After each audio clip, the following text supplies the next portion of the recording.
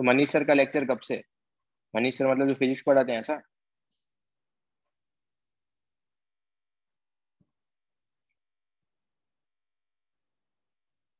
Manish sir के class का it's it's 12:30, it's not from 12, yes.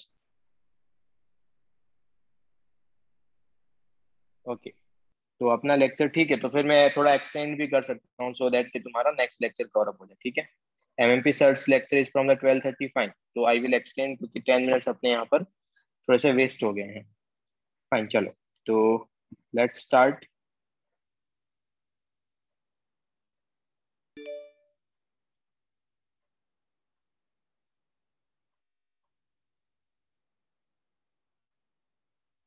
Now let's start the orbitals. What is the meaning of orbitals? तो जब Schrodinger ने इस equation को सॉल्व किया तो he was getting 3 quantum numbers. जब मैंने y is equal to x square का एक्सप्रेशन फाइंड आउट किया था, and if I changing the value of c, I was getting a different different path. वैसे जब श्रोडिंगर ने इस इक्वेशन को सॉल्व किया तो he was getting 3 quantum numbers, and if we change the those 3 quantum numbers we will get the different different orbitals, ठीक है। You cannot find out the exact position of electron, you can only find out the probability of electron कि electron किस reason में हो सकता है, कितने space में हो सकता है, दैट्स इट, ठीक है। तो ये तुम्हारे पास एक फर्स्ट पार्ट हो गया। अपार्ट फ्रॉम दैट, अगर सपोज एक और चीज जो डिस्कस करना है तो शेप वाला चीज, हाँ, जो स्मॉल n होता है, प्रिंसिपल क्वांटम नंबर गिव्स, बच्चे वो एक बार मैं लास्ट में डिस्कस कर लूंगा, एक बार ये फिनिश होने दें, उसके बाद मैं वो एक बार लास्ट में मुझे याद दिलाना, वो मैं प्रॉब्लम्स बाद में अटैच कर लूंगा क्योंकि वो यहाँ पर अटैच नहीं करके रखा है, ठीक है। तो वो डिस्कस कर लेंगे, अगर आज नहीं हुआ तो मोस्टली कल एक और लेक्चर है अपना इस वीक में, तो उस टाइम अपन डिस्कस कर लेंगे, ठीक है। तो सबसे पहले अपन ट्राई करते हैं कि अपने पास जो भी टू, मतलब एटलीस्ट वी विल ट्राई कि 1 hour 45 minutes का लेक्चर लेके ये पार्ट फिनिश करें। It is very important lecture, तो थोड़ा सा अ, ध्यान से सुनना इस लेक्चर को, ठीक है। तो again one thing, shape of one thing क्या कि अगर suppose principal quantum number it gives the size of the orbitals, azimuthal quantum number gives the shape of orbitals, and magnetic quantum number will give the orientation of orbitals. What is the reason behind it, उसका मैंने यहाँ पर कोई भी meaning last time नहीं discuss किया था, right now we will discuss, okay. सबसे पहले shape of orbitals are related to the solution of the Schrodinger wave equation. SWE क्या है? Schrodinger wave equation, and gives the space in which probability of finding electron is maximum. मतलब ऐसा assume कर लो कि probability कितना है, 90 to 95%। एक ऐसा स्पेस अराउंड ए न्यूक्लियस जहां पे इलेक्ट्रॉन के होने का प्रोबेबिलिटी क्या होता है, 90 to 95%। I am sure about it कि इलेक्ट्रॉन उसी रीजन में होगा, ठीक है। क्लियर है ये वाला सेक्शन?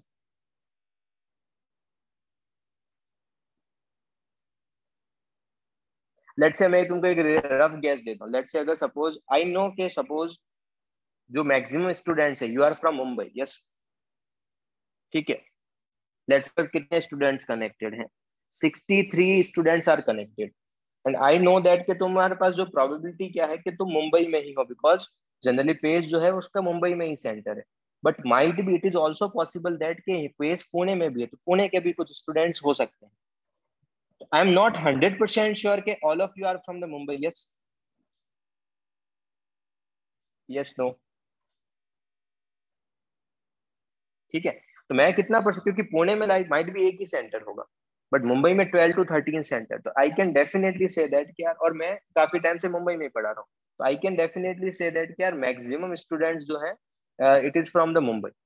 बट मैं 100% श्योर ना, तो I will simply say that कि आई एम 90 to 95% श्योर के all of all of you are from Mumbai, ठीक है। वही अगर सपोज ऑफलाइन लेक्चर होता, लेट्स से ऑफलाइन लेक्चर होता, मैं तुमको ऑफलाइन पढ़ा रहा हूँ, then I can definitely say that कि यार यू ऑल ऑफ, अगर मैं भी मुंबई में हूँ तुम भी, मैं मुंबई में ही लेक्चर ले रहा हूँ, then I will be definitely sure कि मैं 100% उस टाइम क्या हो जाएगा, प्रोबेबिलिटी। क्या ये पॉइंट सबको क्लियर है? 100% मतलब मुंबई, बट अभी मेरे को थोड़ी पता है कि यार कहाँ पर है। इवन लेट्स से मैं तुमसे अभी ये क्वेश्चन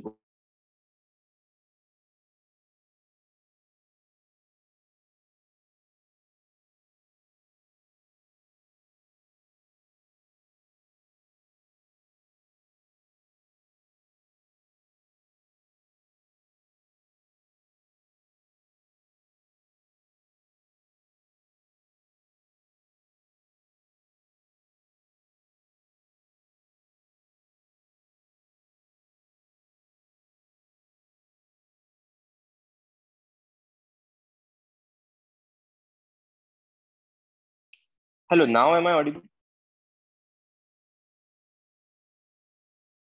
मैं लेट्स से अगर सपोज मैं तुमसे एक क्वेश्चन पूछूं कि मेरा क्या प्रोबेबिलिटी है मुंबई में होने का, are you 100% sure I am in Mumbai right now? No, because I am taking the offline online lecture, मैं कहीं से भी ले सकता हूँ। ठीक है, तो मतलब अगेन प्रोबेबिलिटी की वैल्यू बट ये है कि 0 से 100% कुछ तो होगा। Might be I can in Mumbai और माइट बी मैं किसी और रीजन में भी होके ऑनलाइन लेक्चर ले सकता हूँ। ठीक है, बट प्रोबेबिलिटी का मीनिंग वही है। ऑर्बिटल्स किसको बोल के रखा है कि इलेक्ट्रॉन का होने का प्रोबेबिलिटी क्या है तुम्हारे पास, 90 to 95%, उसको बोलते हैं तुम्हारे पास that is the probability. Maximum होना चाहिए और वो होता है ऑर्बिटल्स। ऑर्बिटल्स क्या क्या होते हैं, एस ऑर्बिटल्स, फिर पी में 3 ऑर्बिटल्स, डी में 5 ऑर्बिटल्स। तो अभी आज अपन वही डिस्कस करने वाले हैं। ठीक है, तो let's say S orbitals, s orbital का शेप कैसा होता है, इट इज द, ये कहाँ से आ रहे हैं बच्चे, जो ये शेप डिसाइड हो रहा है ना, जो स्फेरिकल शेप मैंने ड्रॉ करके रखा है नीचे, तो ये जो शेप डिसाइड हो रहा है, ये डिसाइड हो रहा है क्वांटम नंबर से, जो अपने को मिले हैं सोनिंजर वेव इक्वेशन से। तो एस ऑर्बिटल जो होता है वो स्फेरिकल होता है, सिमेट्रिकल होता है about the nucleus, spherical and symmetrical about the nucleus. It is the non-directional and probability of finding electron near the nucleus is maximum. देखो यहाँ पे इस डायग्राम में न्यूक्लियस के पास मैक्सिमम प्रोबेबिलिटी है इलेक्ट्रॉन के होने की। ठीक है, fourth point, as the value of n increases size of orbital increases, इस पॉइंट को मैं अभी नेक्स्ट स्लाइड में एक्सप्लेन करने वाला हूँ। And S orbital can accommodate maximum of, S orbital में मैक्सिमम कितने इलेक्ट्रॉन हो सकते हैं?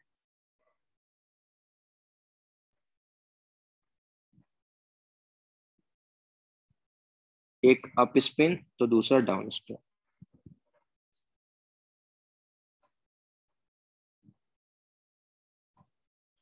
एक अप स्पिन और दूसरा down spin.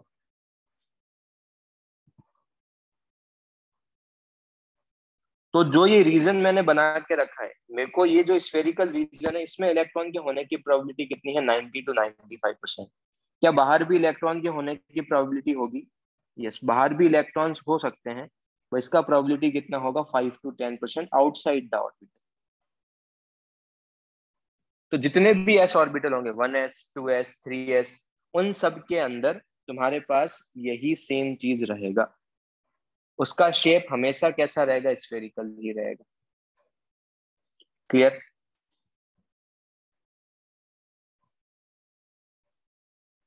Yes, no?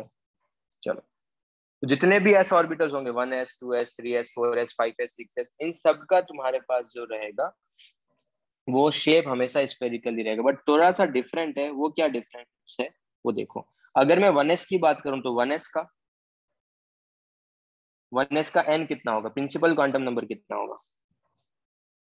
1s का प्रिंसिपल क्वांटम नंबर 1, 2s का प्रिंसिपल क्वांटम नंबर 2, 3s का प्रिंसिपल क्वांटम नंबर 3, 1s का स्मॉल एल, एस का स्मॉल एल 0, 0, 0। अगर एल 0 है, एम 0, 0, 0। इसका मतलब क्या इन तीनों का एल सेम है क्या? मेरे को लास्ट टाइम मैंने बताया था क्या कि ये क्या डिटरमाइन करता है, ये साइज, ये क्या डिटरमाइन करता है, शेप, और ये क्या डिटरमाइन करता है, orientation. First one size, second one shape and third one is orientation.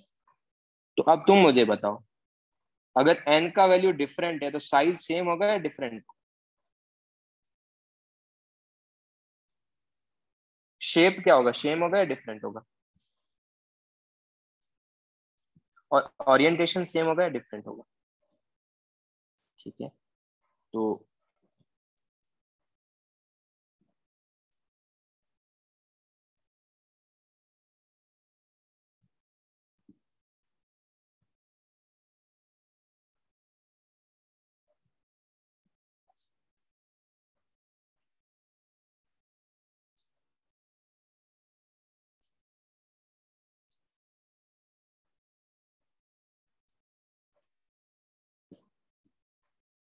ये मैं अभी प्रूव भी कर दूंगा कि साइज डिफरेंट कैसे होगा।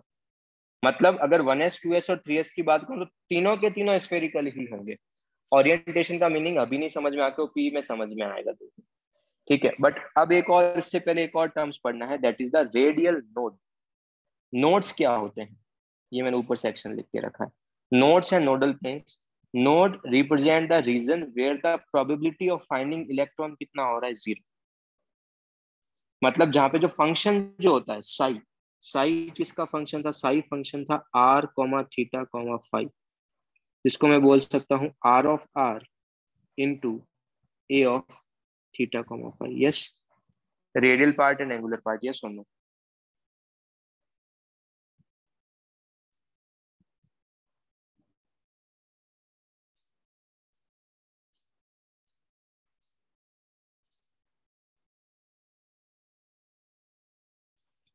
तो अब साई कब 0 होगा, या फिर साई स्क्वायर जहां पे 0 होगा, जहां पे ये वेव फंक्शन 0 होगा, क्या वहां पे इलेक्ट्रॉन होगा?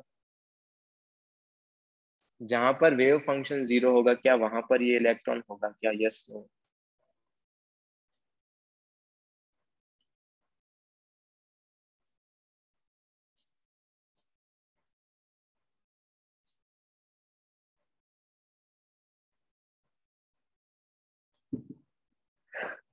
अगर जहां पे वेव फंक्शन 0 हो रहा है, इलेक्ट्रॉन का वेव 0 हो रहा है, उसका कोई एम्पलीट्यूड नहीं है, क्या वहां पर कोई इलेक्ट्रॉन होगा, यस नो?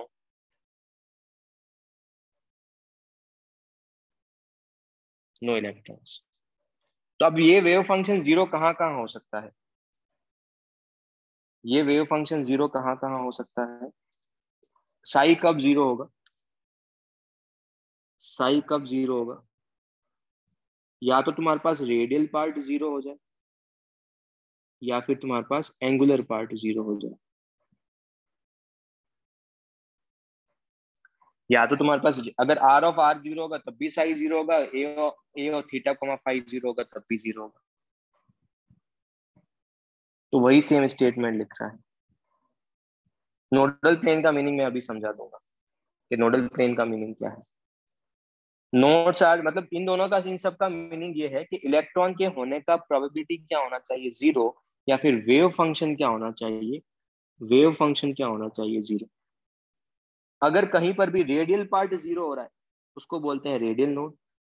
जहां पर ये वाला फंक्शन 0 हो रहा है, उसको बोलते हैं रेडियल नोड। और जहां पर ये वाला फंक्शन 0 हो रहा है, उसको बोलते हैं एंगुलर नोड्स। तुमको मैं अभी विजुलाइज भी कराऊंगा कि रेडियल नोड्स कहाँ पर है और एंगुलर नोड्स कहाँ पर है, तो बस अभी के लिए सिर्फ डेफिनेशंस देख रहे हैं। एंगुलर नोड्स का सिंपल मीनिंग क्या है, same as the nodal plane and nodal surface. थोड़ा सा वेट करते हैं इसके लिए, अभी फॉर्मूला देख लेते हैं। किसी में भी रेडियल नोड कितने होंगे, n minus L minus one. Radial node का मीनिंग मैं फिर से स्पेसिफाई कर रहा हूँ, रेडियल नोड का मतलब जहाँ पे रेडियल पार्ट 0 हो रहा है। एंगुलर नोड का मतलब जहां पर एंगुलर पार्ट 0 हो रहा है। तो रेडियल नोड कितने होंगे, n minus L minus one. Angular nodes कितने होते हैं, l। तो टोटल नोड्स कितने होंगे, n माइनस वन।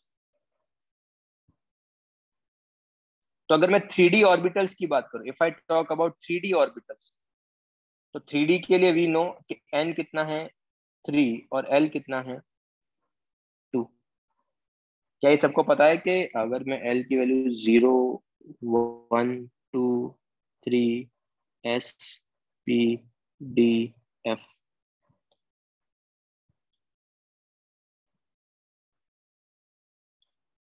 तो रेडियल नोड कितने होंगे, 3, -2, -1, 0। वैसे ही 4, नहीं 4f के लिए मत देखो तुम, 5f के लिए देखो। वैसे अगर मैं 5f के लिए n की बात करूँ तो 5f के लिए n कितना होगा, n वन कैसे होगा गार्गी, n कितना होगा 5, f के लिए l कितना होगा, 3। तो रेडियल नोड कितने होंगे,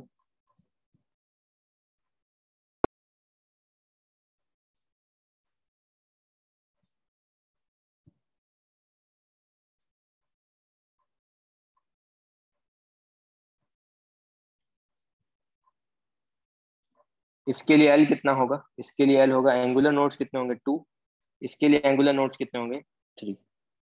अभी मैं तुमको प्रूव कर दूंगा कि एंगुलर नोड्स 3D में 2 क्यों है, या फिर नोडल प्लेन या नोडल सरफेस 2 क्यों है। टोटल नोड्स यहाँ पर कितने हो जाएंगे n-1, 3-1, 2, और यहाँ पर कितने होंगे n-1, मतलब 5-1, 4। या फिर तुम इन दोनों का समेशन भी कर सकते हो, this plus this, this plus this. Done.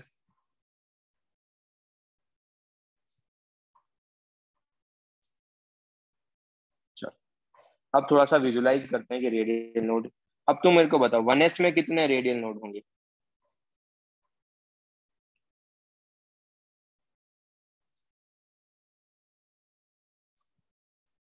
Formula क्या था रेडियल नोड के लिए, रेडियल नोड के लिए फॉर्मूला था n-l-1। एंगुलर नोड्स के लिए था n। तो 1s में कितने होंगे, 1s में 0 होंगे। 1s में एंगुलर नोड कितने होंगे 0। 2s में रेडियल नोड कितने होंगे, 2s में रेडियल नोड कितने होंगे 1। और एंगुलर नोड्स 0। 3s में रेडियल नोड कितने होंगे 2। और एंगुलर नोड 0।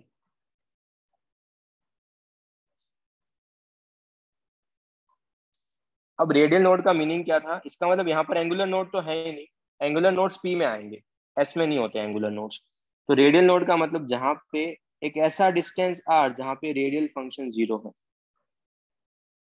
ये रहा 1s का ग्राफ।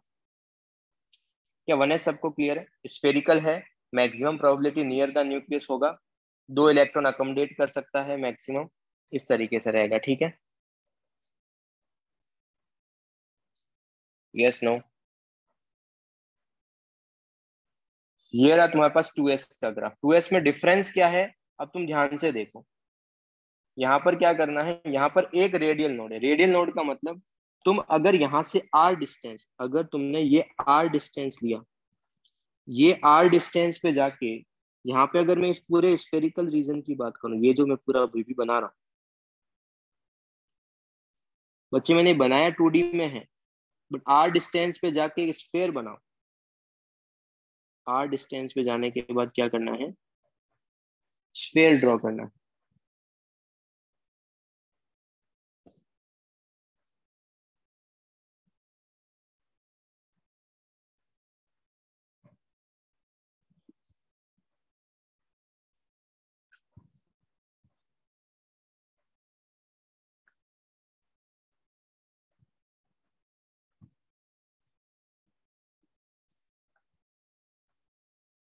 आर डिस्टेंस पे जाके क्या करना है मेरे को, एक स्फेरिकल, ये 2D में तुमको सर्किल दिख रहा होगा, बट जब मैं अगर मैं आर डिस्टेंस पे जाके कंप्लीटली एक ऐसा स्फेरिकल रीजन लूंगा, तो उस पूरे स्फेयर पे आर ऑफ आर क्या होगा 0। इसी को मैं क्या बोल रहा हूँ, रेडियल नोड। और मैं ऐसी कितनी सरफेस बनेगी, क्योंकि एक रेडियल नोड है तो मैंने ऐसा एक ही सरफेस बनाया है। क्या ये सेक्शन सबको क्लियर है कि रेडियल नोड कैसे है उसके अंदर। Yes no.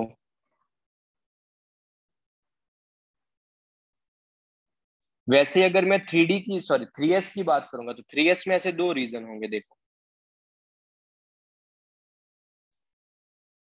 3s में ऐसे दो रीजन है।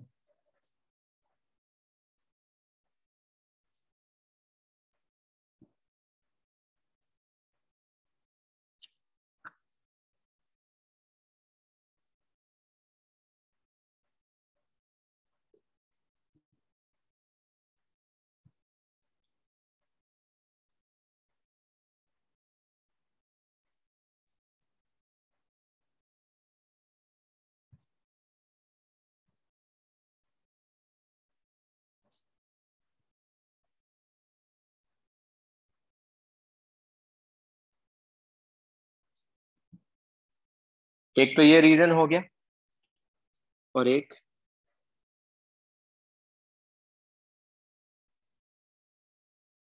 ये अभी मैं 2D में विजुलाइज करवा रहा हूँ, but I will send you one video जिसमें मैं तुमको एक 3D में भी मैं तुमको बता दूंगा कि 3D में ऑर्बिटल्स किस तरीके से रहते हैं। तो उस वीडियो को सारे लोग देखना, तो वहां से तुमको एक और ज्यादा अच्छे से क्लियरिटी मिलेगा कि एक्चुअल में 3D से कैसे प्रेजेंट रहते हैं।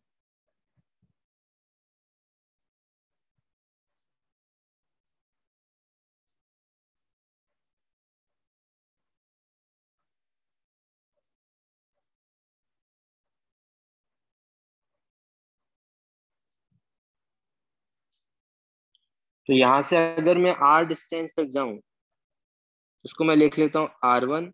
और यहाँ से अगर मैं R2 डिस्टेंस पे भी जाऊं, सॉरी, अगर मैं यहाँ से R2 डिस्टेंस पे भी ट्रेवल करूं, तो एक्चुअली यहाँ पर क्या है, R एट R1 पे भी जीरो है और R एट R2 पे भी जीरो।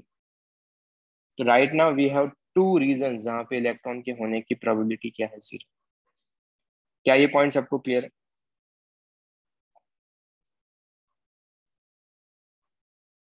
बच्चे देखो, इलेक्ट्रॉन बाहर हो सकता है, यहाँ पर हो सकता है, यहाँ पर भी हो सकता है। बाहर बाहर होने की प्रोबेबिलिटी कितनी है?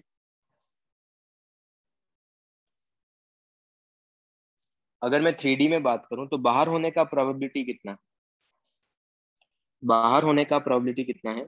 यहाँ पे इलेक्ट्रॉन के होने की प्रोबेबिलिटी 5 to 10%। ये जो मैं रीजन लिख रहा हूँ, ध्यान से देखना, ये इनर स्पेस, एक ये सेकंड ब्लू वाला स्पेस और एक ग्रीन वाला स्पेस, यहाँ पे इलेक्ट्रॉन के होने की प्रोबेबिलिटी कितनी है? 90 to 95%। और यहाँ पर जो ये दो रीजन है, आर डिस्टेंस पे जो स्फेरिकल सरफेस बन रही है, वहां पे प्रोबेबिलिटी कितना है? 0%।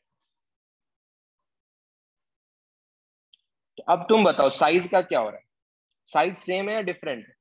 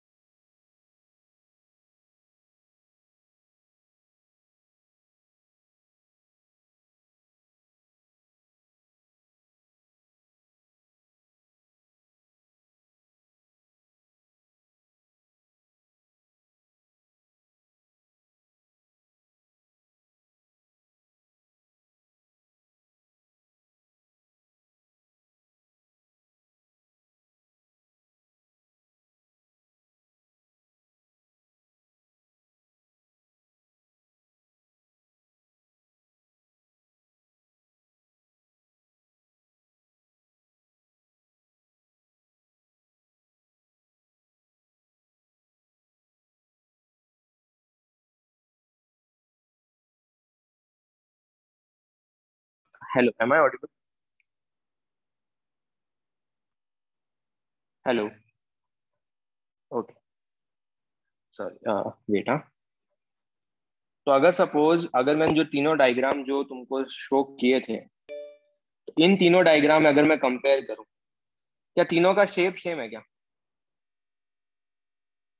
क्या तीनों का शेप सेम है? यस। क्या तीनों का साइज सेम है क्या? नो।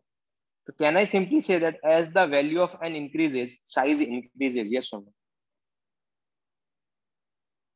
यस। तो ये स्टेटमेंट, थर्ड स्टेटमेंट भी क्लियर हो गया। As the value of n increases size of orbitals increases. तो यू कैन, तुम यहाँ से देख सकते हो। और बच्चे लोग देखो, 3D में मैंने इसको हाफ कट किया है। अब देखो यहाँ पे, ये देखो एक नोड ग्राफ,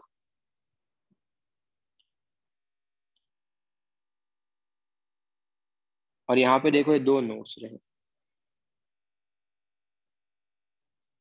अब तुमको विजुलाइज हो रहा है किस तरीके से वो है?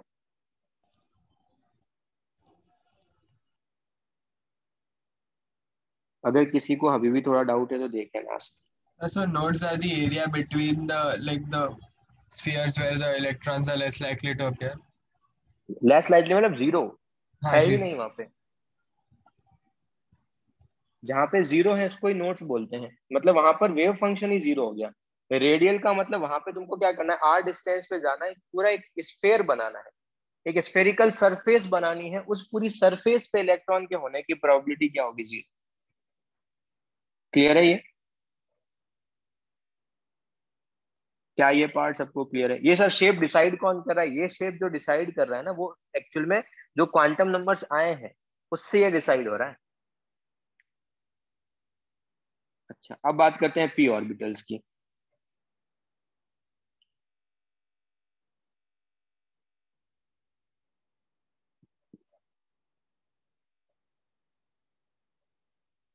ठीक है, इसका शेप कैसा होगा? It is a dumbbell shape, consist of the two lobes which are separated by a region of zero probability called nodes. Second क्या है, p orbitals have directional nature, इसका मीनिंग अभी समझ जाएंगे अपन। सेम सेम वही, as the value of n increases size of orbital increases, again same thing. And p orbital can accommodate maximum of, अगर मैंने देखो, हाँ ये बहुत इंपॉर्टेंट पॉइंट है, अगर मैंने पी ऑर्बिटल बोला तो पी ऑर्बिटल कितने इलेक्ट्रॉन को अकोमोडेट कर सकता है बच्चे? पी ऑर्बिटल्स, पी में 3 ऑर्बिटल्स होते हैं, तो पी ऑर्बिटल्स की बात कर रहा हूं मैं।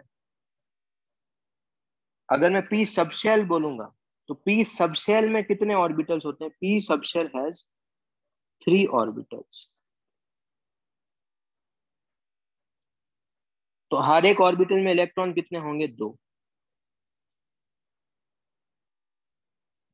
तो अगर मैंने एग्जाम में पूछा कि P subshell can accommodate maximum of 6 electron, but अगर मैं ऑर्बिटल्स कहीं पर मेंशन किया है तो ऑर्बिटल्स का मतलब मैं सिर्फ इसी की बात कर रहा हूँ। ऑर्बिटल्स का मीनिंग मैं सिर्फ और सिर्फ, सॉरी, मैं सिर्फ और सिर्फ इसी की बात कर रहा हूँ, या फिर इसी का बात कर रहा हूँ, या फिर इसी की बात। तो P orbital can accommodate maximum of 2 electrons.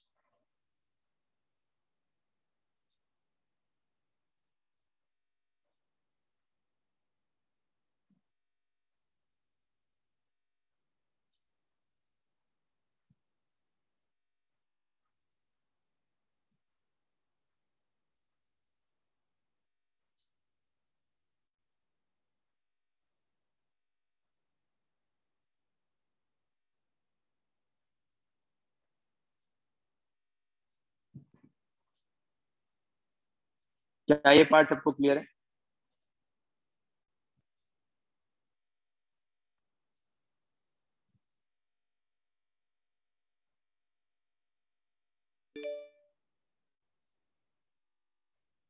अब पी ऑर्बिटल्स कैसे होते हैं? 3 पी ऑर्बिटल्स होते हैं, उसको ध्यान से देखो।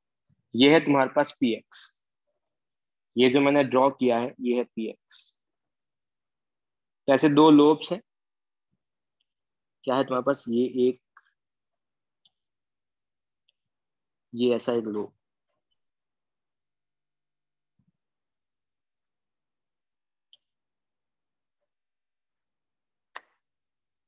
और ये एक दूसरा लोब।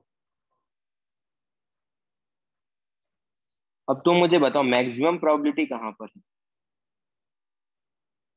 इसके बीच में, यहाँ पर इलेक्ट्रॉन्स है, ठीक है, यहाँ पर इलेक्ट्रॉन्स है। इस रीजन में इलेक्ट्रॉन के होने की प्रोबेबिलिटी कितनी है? 90 टू 95%। बाहर इलेक्ट्रॉन होने की प्रोबेबिलिटी कितनी है?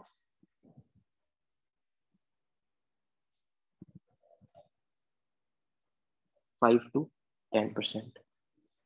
ठीक है, मैक्सिमम प्रोबेबिलिटी कहाँ पर आ, क्या मैं ऐसा बोल सकता हूँ कि maximum probability along x axis है? यस और नो?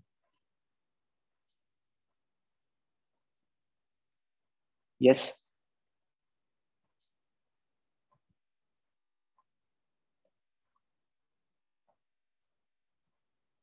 वही अगर मैं यहाँ पर बात करूँ, ये हो गया पी वाई, ये इसका क्या नाम हो गया, ये क्या है तुम्हारे पास? ये है पी वाई और ये है पी जेड। तो बच्चे लोग तुम बताओ यहाँ पर मैक्सिमम प्रोबेबिलिटी कहाँ पर है?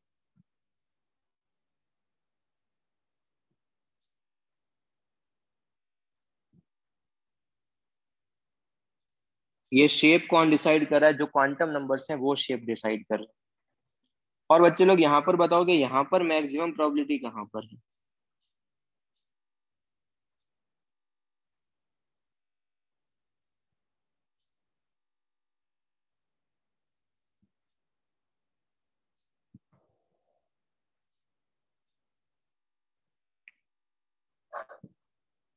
ठीक है, अगर मैं यहाँ पर बात करूं एंगुलर नोड्स की,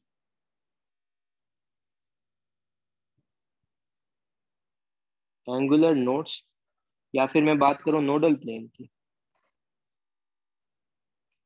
तो पी के लिए एल का वैल्यू कितना होता है? मैं लिख भी देता हूँ, पी ऑर्बिटल्स के लिए यहाँ पे एल का वैल्यू कितना होगा? पी ऑर्बिटल्स के लिए एल का वैल्यू कितना होगा? 1। एल कितना है तुम्हारे पास? 1। एंड अगर तुम्हारे पास एल 1 है, ठीक है, तो एंगुलर नोड्स कितने होंगे या नोडल प्लेन कितना होगा? 1। तो तुम एक बार लॉजिकली सारे लोग मुझे सोच के बताओ, पीएक्स में मैं ऐसा कौन सा, देखो प्लेन हमेशा दो एक्सिस से पास होता है, तो पीएक्स में से मैं ऐसा कौन सा प्लेन पास करूं सच दैट वहां पे इलेक्ट्रॉन के होने की प्रोबेबिलिटी 0 हो?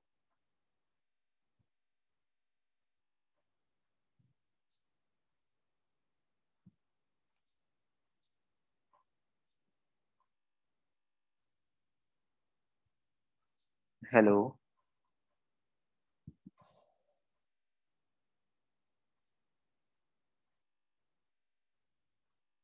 बच्चे, एक्सिस नहीं हमेशा मेरे को, और हमेशा प्लेन देखना है, एक्सिस नहीं देखनी है। Okay Gargi, good.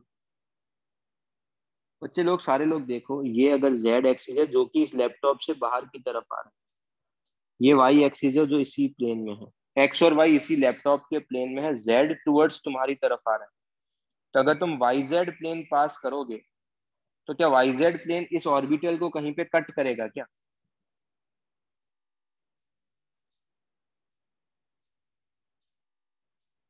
तुम ऐसा प्लेन लो,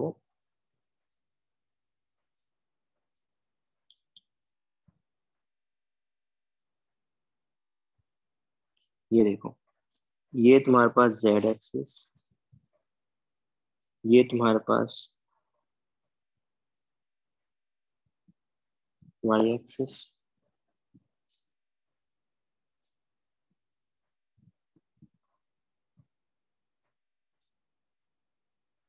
तो क्या मैं ऐसा प्लेन पास कर सकता हूँ जहां पे ऑर्बिटल इसको कट नहीं करेगा? यस।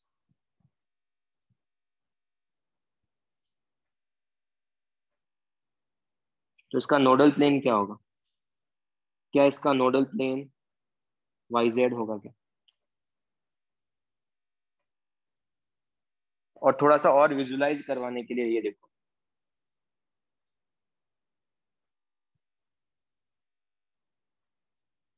बच्चे इस पॉइंट पे थोड़ी कोई प्रोबेबिलिटी है रिचित, इस पॉइंट पे तो कुछ है ही नहीं ना। क्या सबको पीएक्स का नोडल प्लेन देखा? ये प्लेन देखो कौन सी एक्सिस से पास हो रहा है, ये एक वाई से पास हो रहा है और एक जेड से पास हो रहा है। ये प्लेन कौन सा है? ये वाई जेड प्लेन। बच्चे मीट कर रहे हैं, बट उस ओरिजिन पे भी देखो ना, या ओरिजिन पे कुछ है थोड़ी, इस ओरिजिन पे कुछ भी नहीं है, जीरो है वहां पे।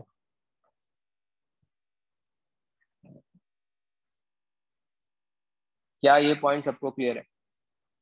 इसको यहां से रिलेट करो, इन दोनों डायग्राम को साथ में देखो, ऊपर वाले और नीचे वाले डायग्राम। क्या सबको विजुलाइज हो रहा है कि y z is the nodal plane? Yes और नो?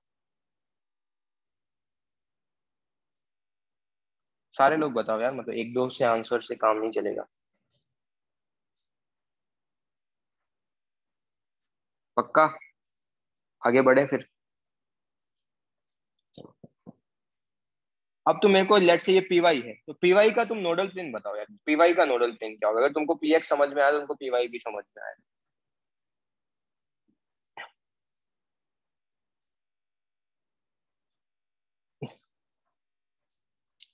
नोडल प्लेन क्या होगा? एक्स जेड क्या होगा? Nodal plane.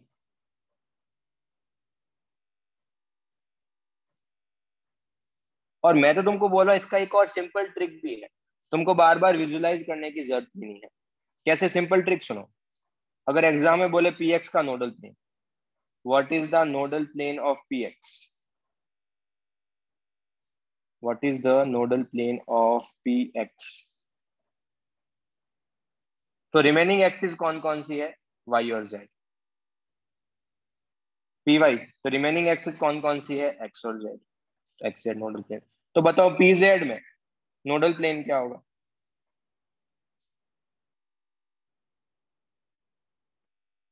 Y z, sorry, x Y.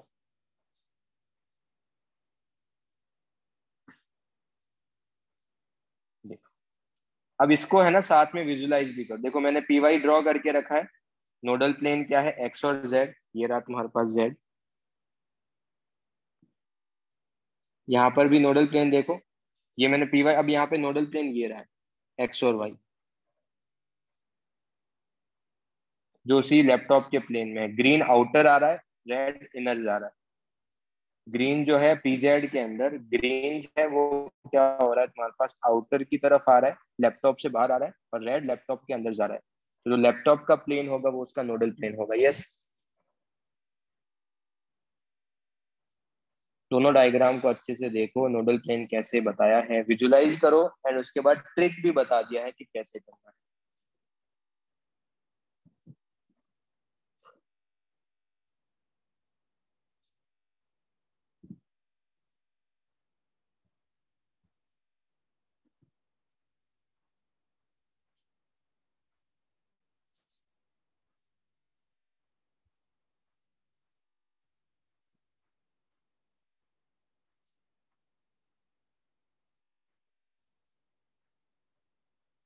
क्या किसी को यहाँ पे कुछ डाउट है क्या?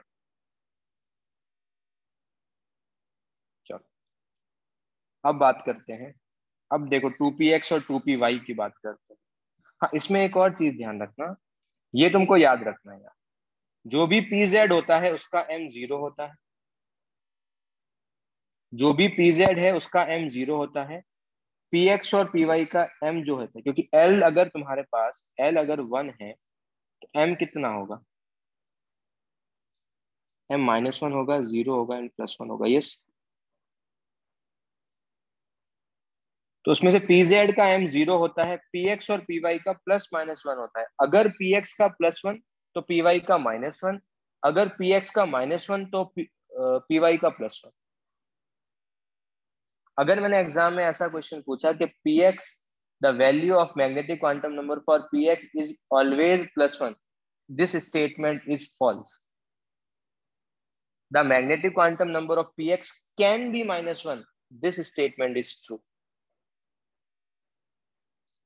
If magnetic quantum number of px is plus one, then magnetic quantum number of py will definitely minus one.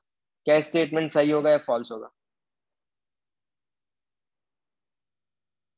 True. अगर एक प्लस वन है तो दूसरा माइनस वन होगा ही। बट क्या पी एक्स हमेशा प्लस वन होगा? नो। क्या पी वाई हमेशा माइनस वन होगा? नो। बट पी जेड हमेशा जीरो होगा। चलो, अब बात करते हैं टू पी एक्स। तुम टू पी एक्स बताओ, टू पी एक्स के अंदर कितने, उसका एन का वैल्यू क्या है?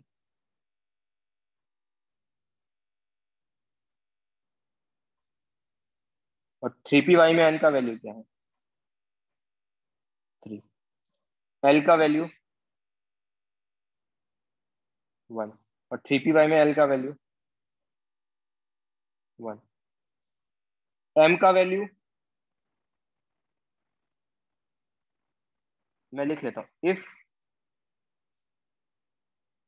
ये अगर माइनस वन है ना, अगर ये माइनस वन है तो ये प्लस वन। यस।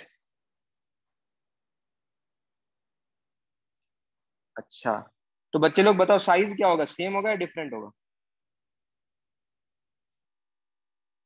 साइज तो डिफरेंट होगा, क्योंकि एन डिफरेंट है तो साइज डिफरेंट होगा। शेप क्या होगा बच्चे लोग? दोनों का शेप क्या होगा? सेम होगा।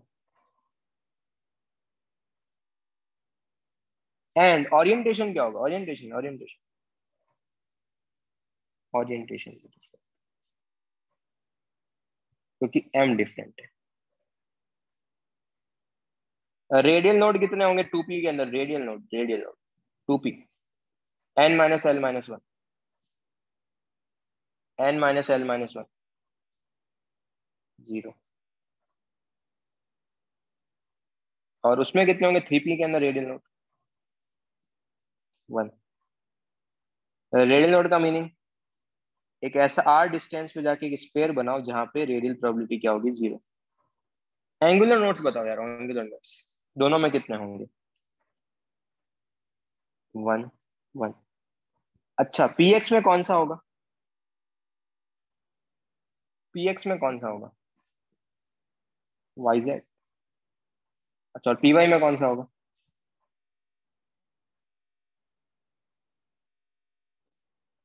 तुमको एक ऐसा ऑर्बिटल्स, अब ये लो, ये रहा px, ये रही x एक्सिस, और ये रही y एक्सिस, तो क्या px ऐसा ही बनेगा क्या? अच्छा एक्स जेड लिखना है, सॉरी मैंने एक्स वाई। क्या px ऐसा ही बनेगा? रेडियल नोड एक भी नहीं है, एंगुलर नोड एक है जो कि z एक्सिस के अलोंग है, yz। मैंने z एक्सिस नहीं बनाया है, z एक्सिस तुम्हारा जो लैपटॉप का प्लेन है इससे बाहर की तरफ आएगा, तो ये z एक्सिस है। क्या सबको ये क्लियर है? एंगुलर नोड एक है yz, रेडियल नोड जीरो है, शेप जो है px है तो x के अलोंग ओरिएंटेड रहेगा। और वही अगर मैं py की बात करूं तो 3py में क्या होगा? देखो एक रेडियल नोड भी बनाना है, एक क्या करना है मुझे? रेडियल नोड भी बनाना है। क्या ये सबको दिख रहा है रेडियल नोड? ये दोनों सेपरेट है, देखो ये जो मैंने इस कलर से ड्रॉ किया है, ये वाला कलर जो मैं यहाँ पे, ये वाला कलर, और एक ऊपर जो ऑरेंज और हल्का सा ऑरेंज और ब्लू कलर है, इसको सेपरेट करके रखा है।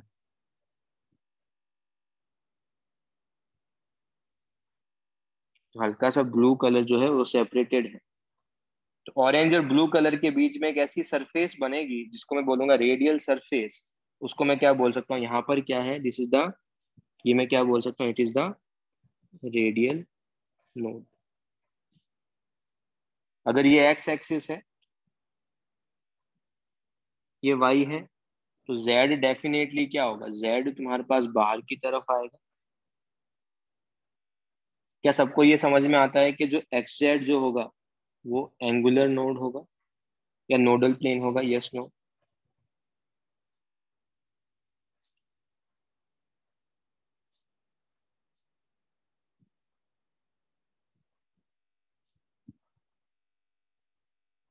अब देखो बच्चे, देखो ग्रीन और ऑरेंज, सॉरी ऑरेंज और ग्रीन को एक सेपरेट कर रहा है रेडियल सरफेस, बट अगर मैं ओवरऑल बनाऊंगा ना, तो ओवरऑल मैं इसको ऐसे ड्रॉ किया जो मैंने पिंक से ड्रॉ किया। तो अगर तुम ध्यान से देखोगे ये मैंने ओवरऑल ड्रॉ किया है। तो अगर तुम शेप देखोगे तो शेप अभी भी डम्बल शेप ही है, शेप अभी भी कैसा है? डम्बल शेप ही है, बट यहाँ पे एक रेडियल नोड भी है।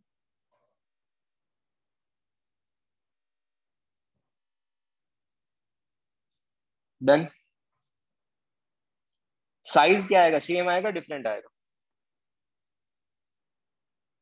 साइज डिफरेंट आ रहा है सेम आ रहा है? डिफरेंट। किसका ज्यादा है, 3 वाले का या 2 वाले का? किसका ज्यादा है, 3 या 2?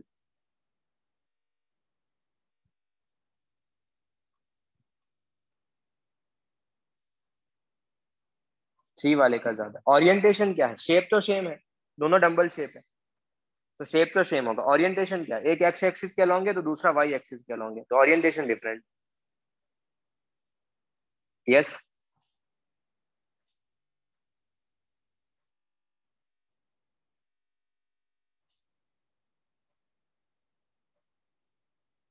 हाँ बच्चे, अगर तुमने px को -1 लिया है तो py तुम्हारे पास +1 होगा। यस कारगी।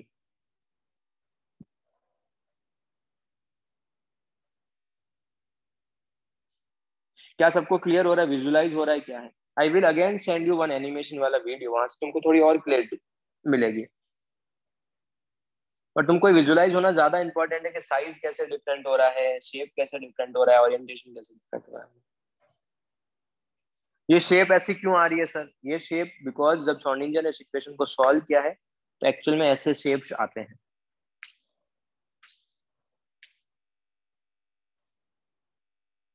इंटरेस्टिंग है।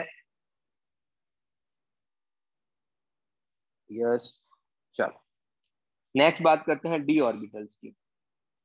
जिस तरीके से वहां पे डबल शेप होता है ना, वहां वैसे ही यहाँ पे जो होता है डबल डबल शेप होता है।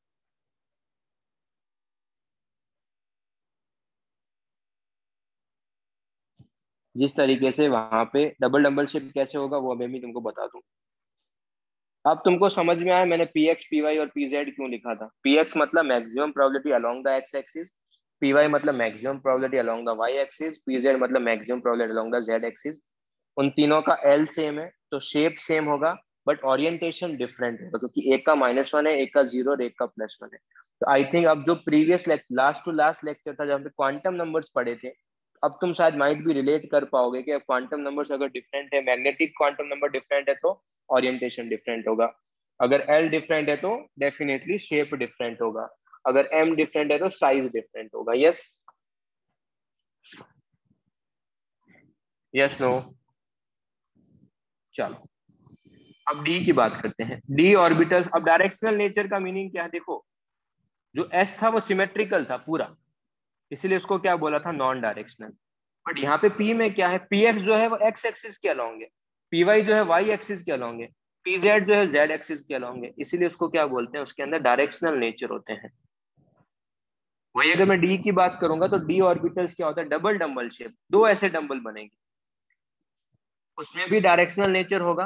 वैल्यू अगर एन का बढ़ेगा तो ऑर्बिटल साइज क्या होगा, ऑर्बिटल्स का बढ़ेगा। अगर मैं बोलूं कि डी सबशेल, तो डी सबशेल कितने इलेक्ट्रॉन अकोमोडेट कर सकता है, डी सबशेल कितने इलेक्ट्रॉन अकोमोडेट कर सकता है, 10। और अगर मैंने बोला कि डी ऑर्बिटल्स, एक मैंने बोला है डी सबशेल और एक मैंने बोला है डी ऑर्बिटल्स, तो डी सबशेल कितने कर सकता है, 10 इलेक्ट्रॉन। डी ऑर्बिटल्स कितने कर सकता है, 2 इलेक्ट्रॉन्स। एक ऑर्बिटल जो है वो 2 ही इलेक्ट्रॉन अकोमोडेट कर सकता है।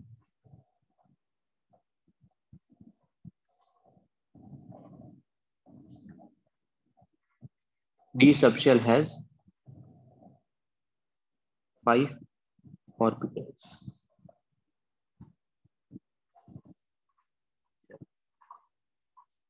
अब सबसे पहले देखो, इसको मैं थोड़ा सा यहाँ पे ड्रॉ करता हूँ ताकि वो अच्छे से विजुलाइज हो। डी एक्स वाई का मीनिंग क्या है, क्योंकि उसमें प्लेन थोड़े से ऊपर नीचे थोड़े से डिफरेंट बना के रखे हैं। ये मैं d of x y draw कर रहा हूँ, ठीक है, d of x comma y. D of x y ये एक्स एक्सिस है और ये वाई एक्सिस है।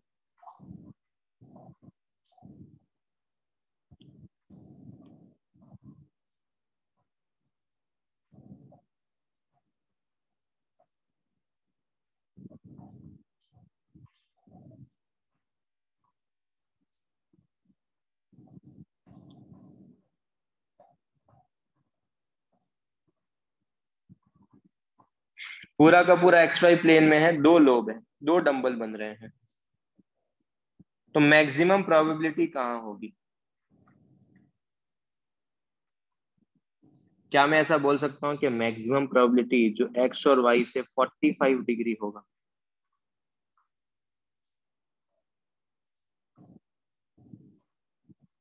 Maximum probability between the x and Y axis. Yes, maximum probability between x and Y axis, इसीलिए इसका नाम क्या होता है, डी ऑफ एक्स वाई। तो अगर मैं डी ऑफ वाई जेड की बात करूं तो मैक्सिमम प्रोबेबिलिटी कहाँ पे होगा, एक्स वाई में एक्स और वाई के बिटवीन मैक्सिमम प्रोबेबिलिटी है। तो if I talk about d of y z, तो वाई जेड में मैक्सिमम प्रोबेबिलिटी कहाँ होगा, between Y and z axis. और एक था जेड एक्स, जेड एक्स में कहाँ होगा,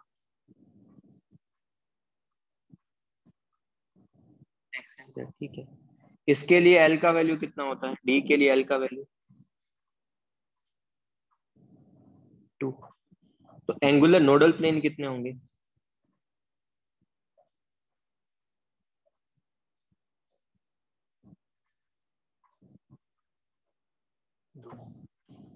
अब तुम लोग मुझे थोड़ा सा विजुलाइज तुमको भी करना पड़ेगा। ये Z एक्सिस है, तो तुम मुझे ऐसे दो प्लेन बताओ जहां पे इलेक्ट्रॉन के होने की प्रोबेबिलिटी 0 हो, जहां पे वो इस लोब को कट ना करे।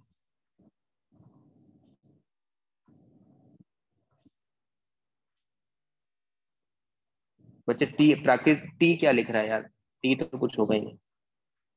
अच्छा एक्स वाई पे तो है ना यार ऑर्बिटल। बच्चे एक्स और वाई के बीच में ऑर्बिटल्स हैं, तो उस प्लेन से कट करेगा तो डेफिनेटली वो ऑर्बिटल को कट होगा ना। मेरे को चाहिए नोडल प्लेन का मतलब जहां पे इलेक्ट्रॉन के होने की प्रोबेबिलिटी 0। क्या सबको समझ में आता है? एक तो वाई जेड प्लेन होगा और एक एक्स जेड प्लेन होगा, ये सुन।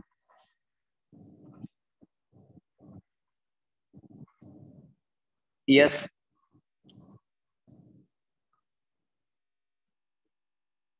ये सेम है ना यहाँ पर। तो डी ऑर्बिटल्स के लिए एल का वैल्यू कितना होता है? डी ऑर्बिटल्स के लिए एल का वैल्यू होता है 2। और डी ऑर्बिटल्स के लिए जो एम का वैल्यू होता है वो होता है -2, -1, 0, +1 एंड +2। तो बच्चे रहा ये देखो, इस बार जेड एक्सिस ऊपर की तरफ है, एक्स यहाँ पर, वाई यहाँ पर है। तो ये सारे के सारे ऑर्बिटल्स कहाँ हैं? इन एक्स वाई प्लेन।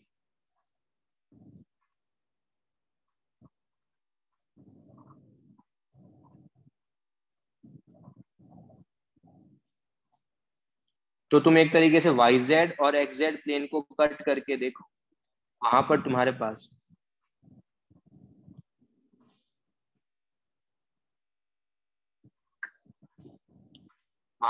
पास डेफिनेटली क्या आएगा? नोडल प्लेन आएगा।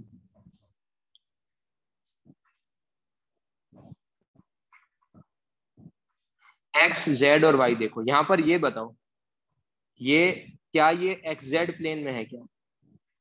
Between x and z plane, yes और नो? इसका नाम क्या होगा? इसका नाम क्या होगा? D of x z. सारे लोग सोच के बताओ कि नोडल प्लेन क्या होंगे। थोड़ा विजुलाइज करने का ट्राई करो, ट्रिक तो मैं बता ही दूंगा यार।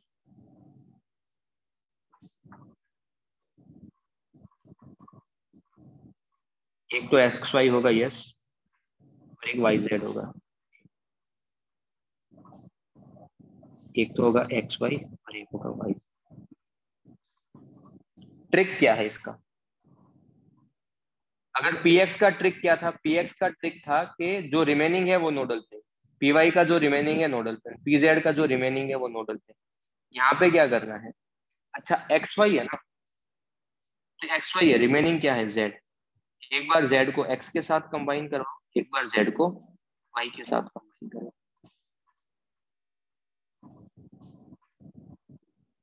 नोडल प्लेन क्या होगा?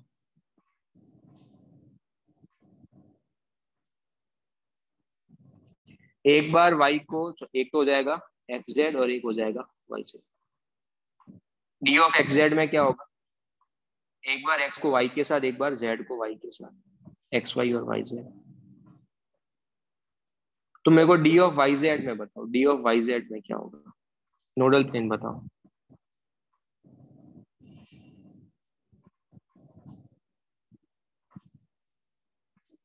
जो रिमेनिंग एक्सिस है उसको दोनों के साथ कंबाइन करो,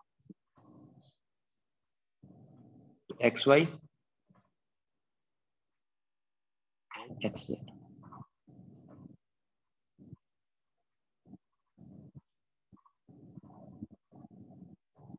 maximum probability between Y and z axis.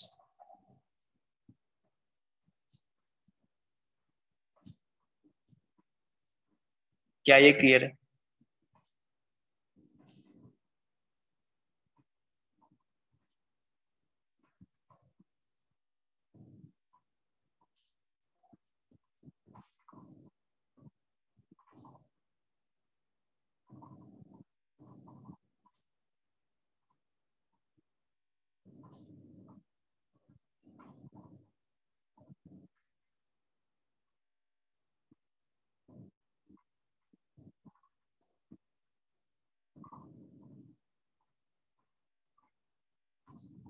Done.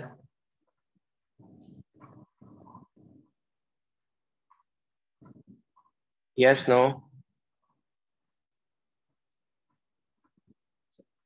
अब बात करते हैं d of x square minus Y square की। इसको थोड़ा सा ढंग से मैं यहाँ ड्रॉ कर लेता हूँ ताकि वो थोड़ा सा इजीली अंडरस्टेबल हो, क्योंकि वो 3D में विजुलाइज नहीं होगा अपने अच्छे से। तो लेट्स अज्यूम कि ये एक्स एक्सिस है, ये वाई एक्सिस है, एंड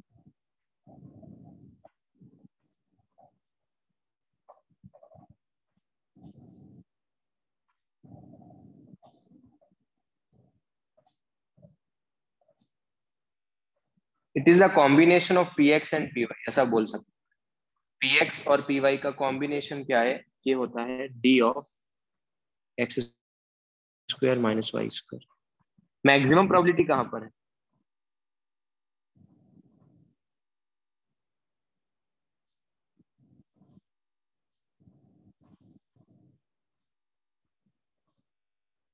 क्या मैं ऐसा बोल सकता हूँ? यस, एक्स एक्सिस और वाई एक्सिस पे मैक्सिमम प्रोबेबिलिटी है। अच्छा लोग, नोडल प्लेन कितने होंगे?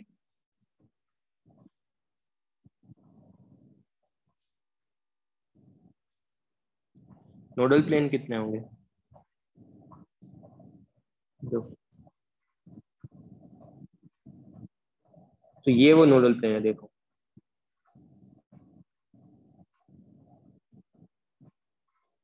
यहाँ से 45 डिग्री पे अगर मैं एक प्लेन कट करूं इस तरीके से,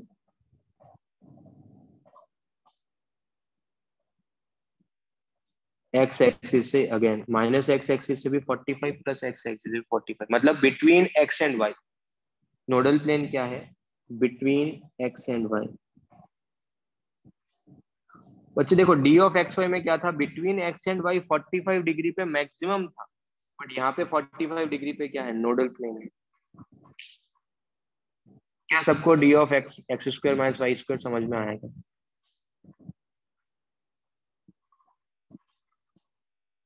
यस नो।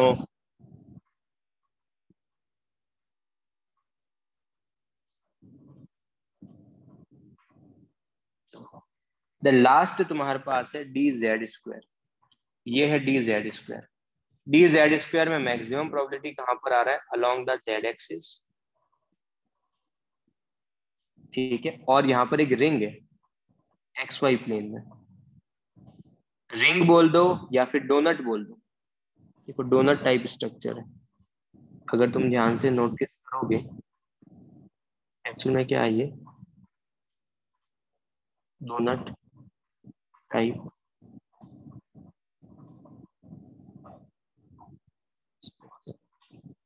यस,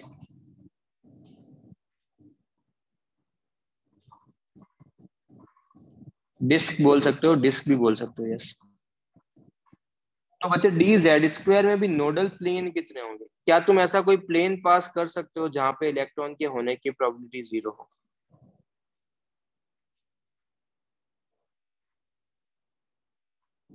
अगर तुम एक्स वाई करोगे तो एक्स वाई में तो रिंग है, 45 पे करोगे तब भी वो रिंग को कट करेगा, जेड एक्सिस के अलोंग करोगे तब भी वो कट करेगा, कैसे भी करो एक्स जेड लो तभी भी कट करेगा। रिंग को तो वो हमेशा कट करेगा, यस और नो? तो इसका मतलब यहाँ पर नोडल प्लेन तो नहीं है, बट एंगुलर नोड्स तो दो होने चाहिए।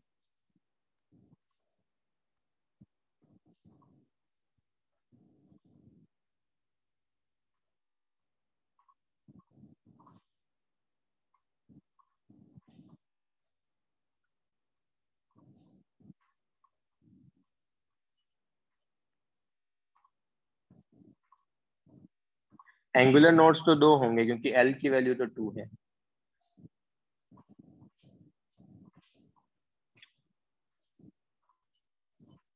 क्या सबको ये क्लियर है?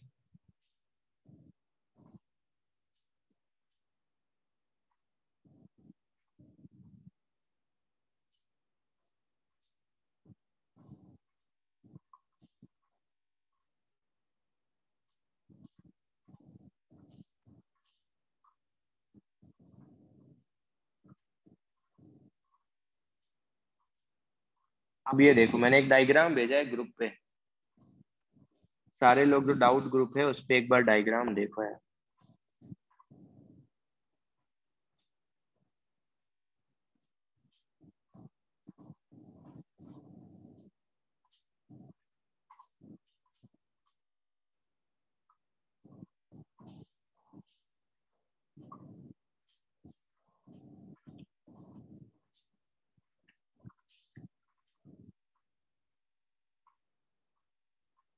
क्या सबको दिखा वो डायग्राम?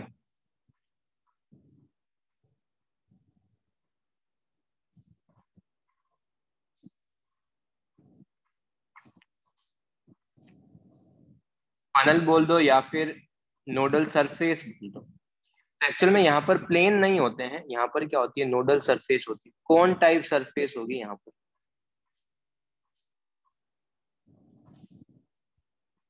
ऐसे कोनिकल स्ट्रक्चर बनेगा यहाँ पे। यहाँ पे एक एक्सिस क्रिएट करो, यहाँ पे भी एक एक्सिस क्रिएट करो, इस पूरे को रोटेट करवा दो।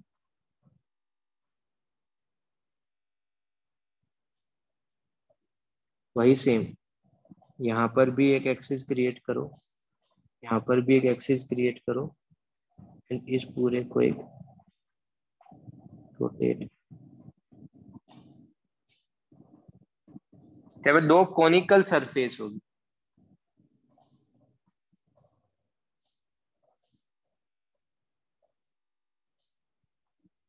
Yes,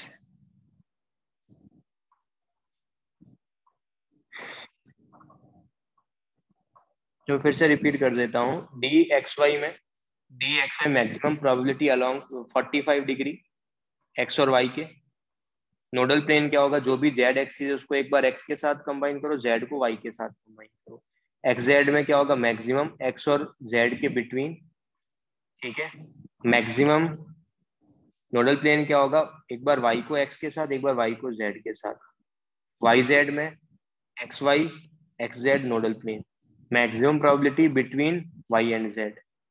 D of x square minus Y square में maximum probability along the X axis and Y axis 45 degree पे क्या होंगे, नोडल प्लेन्स। नोडल सरफेस अगर डी जेड स्क्वायर की बात करूं तो नोडल प्लेन कहीं पर भी नहीं होगा, क्योंकि एक्स वाई प्लेन में रिंग भी है, तो वहाँ पे नोडल प्लेन नहीं है। बट एंगुलर नोड्स तो दो होने चाहिए थे, तो वहां पे जो दो एंगुलर नोड्स होते हैं वो नोडल प्लेन नहीं होके नोडल सरफेस होती है, तो दो कोनिकल सरफेस होगी जिसमें प्रोबेबिलिटी क्या होगा, 0। क्या ये पांचों डी ऑर्बिटल सबको क्लियर है क्या? Yes no? पांचों का ओरिएंटेशन शेप पांचों का सेम है क्या? क्या सब में डबल डम्बल शेप बन रहा है? यस। क्या ओरिएंटेशन सेम है, orientation? So the fifth one is different ना shape. बट उसके अंदर भी अपन रिंग को दो ऑर्बिटल्स की दो लोब की तरह ट्रीट करते हैं। Uh, okay. ठीक है,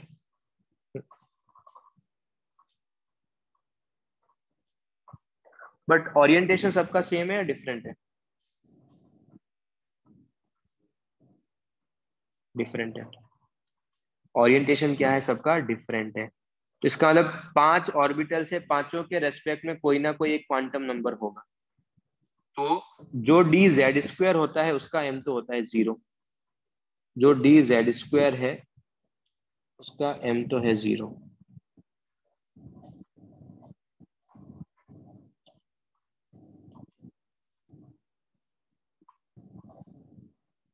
जो डी ऑफ वाई जेड है, डी ऑफ एक्स वाई का +-1 और d of x square minus y का भी +5 +-2।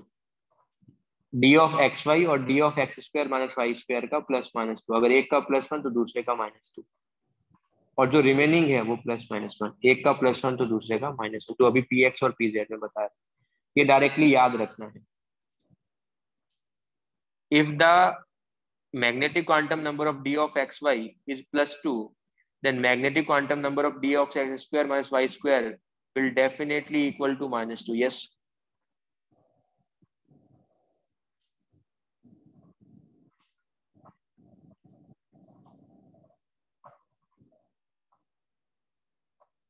चलो, क्वेश्चन ऐसा आता है, which two orbitals are located along the axis and not between the axis.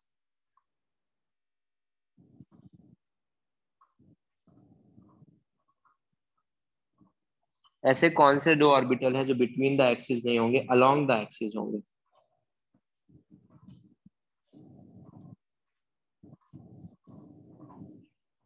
क्या होगा आंसर?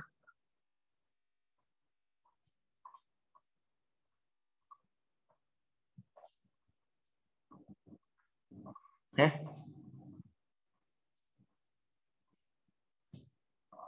अरे बी और सी कैसे होगा? एक्स वाई देखो ना यार, x y between the x and y था ना।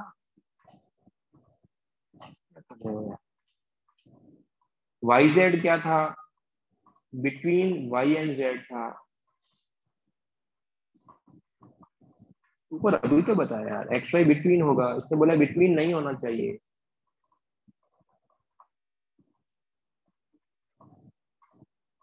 यस।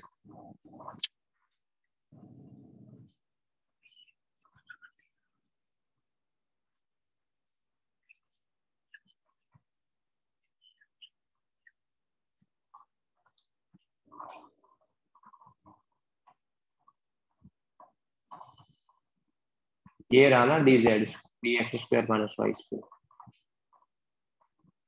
जो पी एक्स और पी वाई का कॉम्बिनेशन है, वैसे याद रख लो।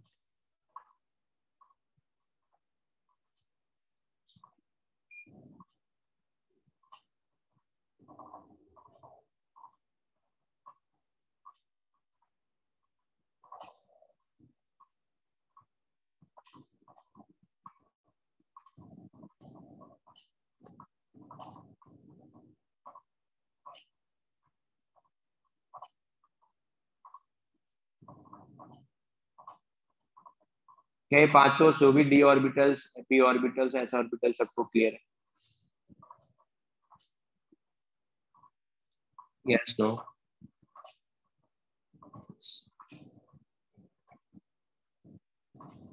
नाउ अपने पास एक लास्ट जो सेक्शन है वो ग्राफिकल रिप्रेजेंटेशन का है, उसके बेसिस पे अपन प्रॉब्लम करेंगे।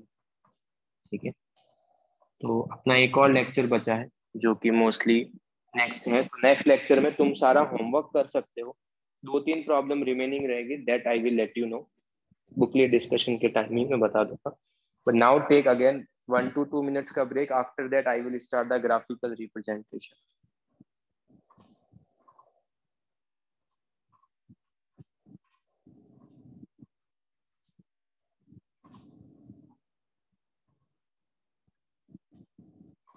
बच्चे एक और क्लास है अपना सैटरडे को, सैटरडे को तुम पूरा बुकलेट कर सकते हो, कंप्लीट बुकलेट फिनिश कर लो, आई विल डिस्कस।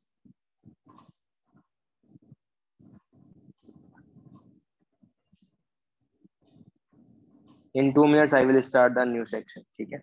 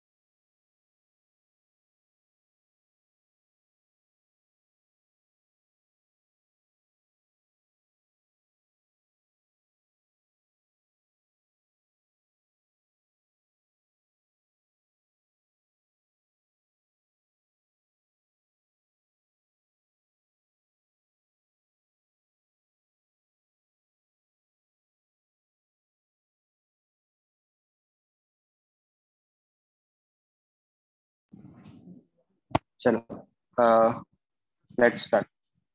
मैंने लास्ट टाइम बताया था जो भी साई होता है, साई क्या देता है तुमको? एम्पलीट्यूड देता है किसका? वेव का। Psi will give the amplitude of wave. Psi square से क्या मिलेगा? Psi square will give the probability of finding an electron at a point, मतलब किसी भी पॉइंट पे प्रोबेबिलिटी डेंसिटी क्या है उससे मेरे को मिलता है। अगर मैं आर स्क्वायर की बात करूं उससे क्या हो जाएगा? रेडियल प्रोबेबिलिटी डेंसिटी मिलेगा। Radial probability density of finding electron at a distance r from a nucleus in any direction. किसी एक पॉइंट पे कितना होगा प्रोबेबिलिटी, उसको बोलते हैं प्रोबेबिलिटी डेंसिटी। उसको ऐसे समझो, लेट्स से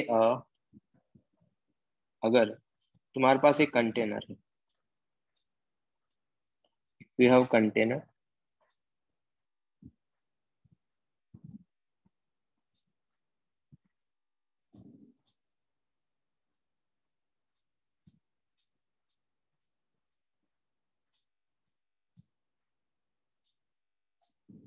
उसमें तुमने वाटर डाल के रखा है। तो अगर मैं डेंसिटी की बात करूं तो वाटर का कितना डेंसिटी होता है?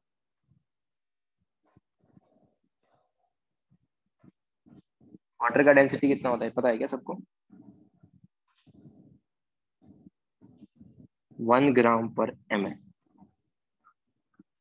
वाटर का डेंसिटी होता है 1 ग्राम पर ml। डेंसिटी का फॉर्मूला क्या होता है? मास डेंसिटी का फॉर्मूला होता है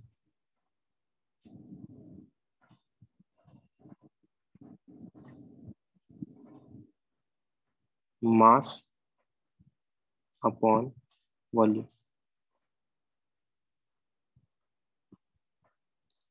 तो अगर मेरे को लेट से ये जो वाटर मैंने लेके रखा है ये 400 ml लेके रखा है, इसका वॉल्यूम मैंने 400 लेके रखा है, तो मास डेंसिटी कितना है? 1 ग्राम। तो अगर मेरे को मास फाइंड आउट करना है, अगर मुझे मास फाइंड आउट करना है तो क्या उसको मैं ऐसा लिख सकता हूँ? Mass density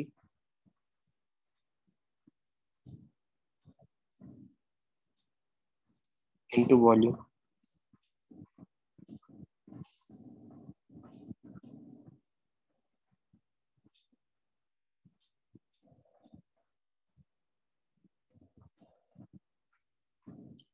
yes no?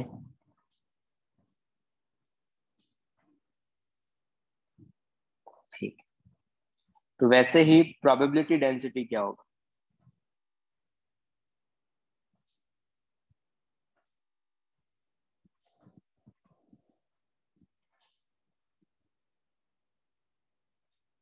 वो तुम्हारे पास होगा probability upon volume. Mass density क्या था? Mass upon volume. तो प्रोबेबिलिटी डेंसिटी क्या होगा? Probability upon volume. Yes, probability density कितना है? Psi square r. देखो डेंसिटी का मीनिंग क्या होता है कि किसी एक पर्टिकुलर पॉइंट पे अगर मैंने 1 ml लिया तो उस पर्टिकुलर पॉइंट पे डेंसिटी कितना है। तो डेंसिटी हर पॉइंट पे क्या होता है? सेम। कि एक पॉइंट पे उसकी डेंसिटी क्या है। अगर मैं उसको वॉल्यूम से मल्टीप्लाई कर दूंगा ना तो इस वाले केस में मेरे को मास मिलेगा। वही सेम यहाँ पर भी है। अगर तुम आर डिस्टेंस पे जाओ, ये एक पर्टिकुलर पॉइंट है, इस पॉइंट पे प्रोबेबिलिटी क्या है उसको मैं क्या बोल रहा हूँ? Psi square r. तो ये क्या हो जाएगा? उस एक पर्टिकुलर पॉइंट पे प्रोबेबिलिटी डेंसिटी कितना होगा।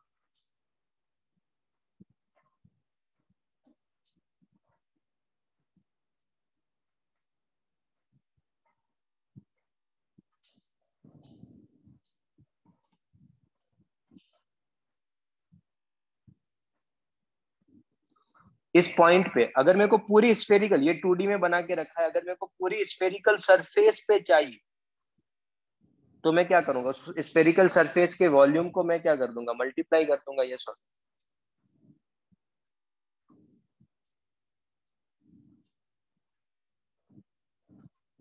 उस स्फेरिकल सरफेस जो है उसको मल्टीप्लाई कर दूंगा, मतलब ये जो सरफेस मेरे को इस पूरे पे चाहिए।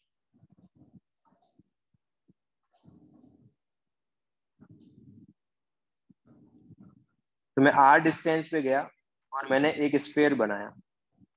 उसके बाद मैंने क्या किया? R plus r d r distance पे गया, फिर से एक स्फीयर बनाया, तो इसका वॉल्यूम कितना होगा इस पूरी सरफेस का, सॉरी ओके, इस पूरी सरफेस का वॉल्यूम कितना होगा? क्या मैं ऐसा लिख सकता हूँ 4/3 pi into R plus D R का cube minus 4/3 pi into R cube, yes और नो? अच्छा, तो डेल्टा वी कितना लिख सकता हूँ मैं? 4/3 pi R plus D R का क्यूब, R cube plus D R का cube 3r² D are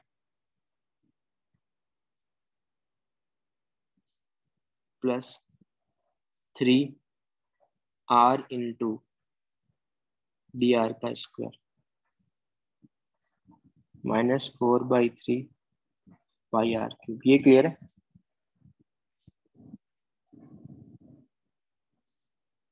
d R क्या है, बहुत स्मॉल दिया है मैंने, डी आर टेंडिंग टू 0 है, तो D R square and D R cube, क्या इसको मैं नेग्लेक्ट कर सकता हूँ?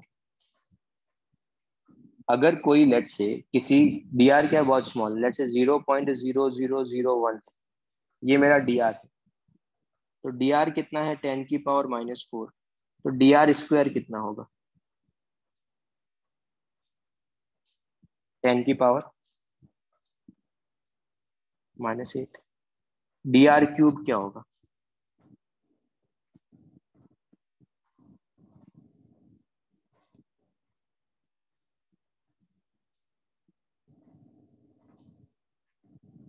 -12 बच्चे, 10⁻⁻⁴ का क्यूब करूंगा तो -12 आएगा। तो क्या मैं डी आर के रेस्पेक्ट में डी आर स्क्वायर और डी आर क्यूब को नेग्लेक्ट मान सकता हूँ क्या?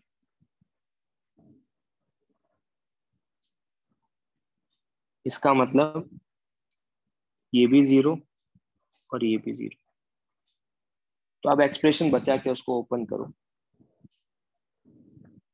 तो वो आएगा 4/3 pi R cube plus 4/3 into 3r²।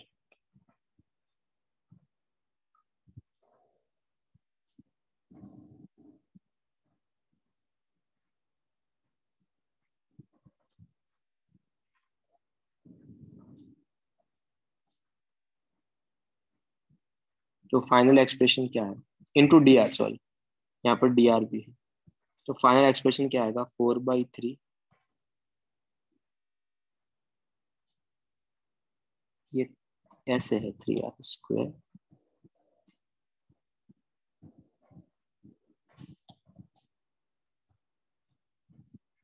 4/3 pi r² into D are, 3 से 3 कैंसिल आउट हो जाएगा, ये सर।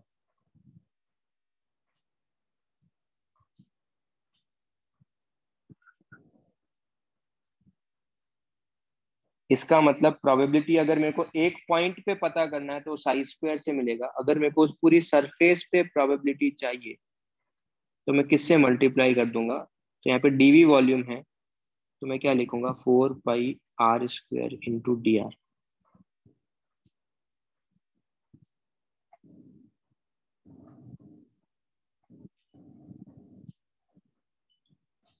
तुम साई स्क्वायर आर का मतलब, इसको तुम r² भी बोल सकते हो।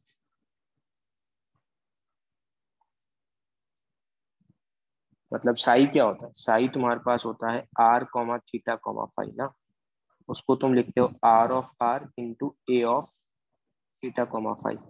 तो तुम इसको ऐसे भी लिख सकते हो, अगर तुमने साई ऑफ आर लिखा है इसका मतलब सिर्फ रेडियल पार्ट की बात कर रहे हो, अगर तुमने साई ऑफ a, लिखा है, साई ऑफ θ, φ लिखा है, इसका मतलब तुम इसकी बात कर रहे हो। तो radial probability in a given shell, किसी भी शेल पे कितना प्रोबेबिलिटी होगा, क्या उसको मैं ऐसा लिख सकता हूँ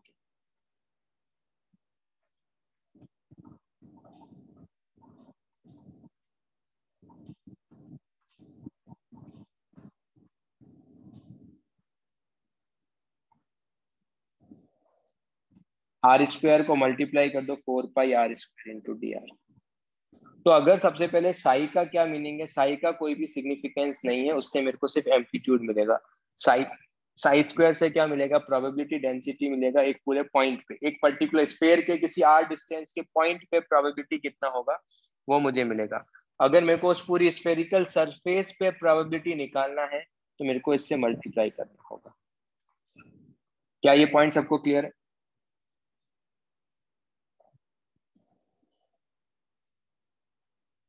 एक पॉइंट पे मतलब आर स्क्वायर आर, पूरी सरफेस पे मतलब 4 pi r² into r²।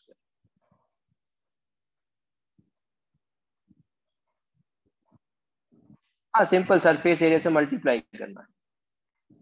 r² को अगर तुम सरफेस एरिया से मल्टीप्लाई करोगे 4 पाई r², तो यू विल गेट पूरी सरफेस पे कितना है प्रोबेबिलिटी। और ये जो होता है इसको बोलते हैं radial probability function, RPF।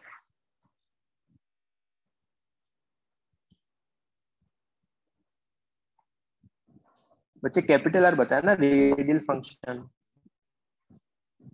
Radial part 2 lecture पहले भी बताया था। एक इक्वेशन लिखा था, याद है? इक्वेशन लिखा था r × e⁻⁻r/2, ये रेडियल पार्ट होता है।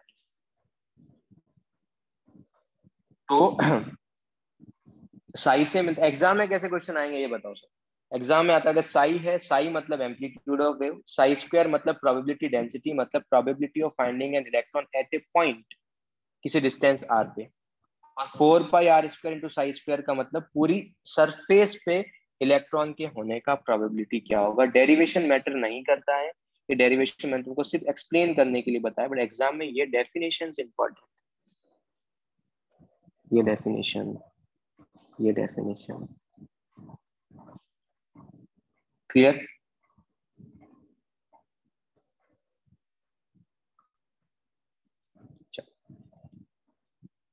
अब इसका सिंपलेस्ट पार्ट जो स्टार्ट होता है वो देख लेते हैं।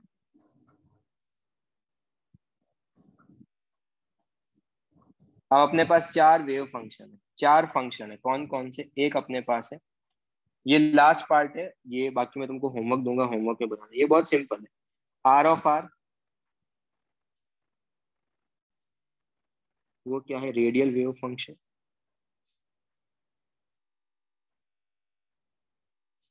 R²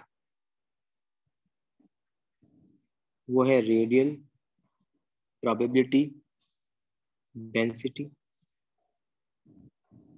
और एक है 4 पाई r² इंटू r²,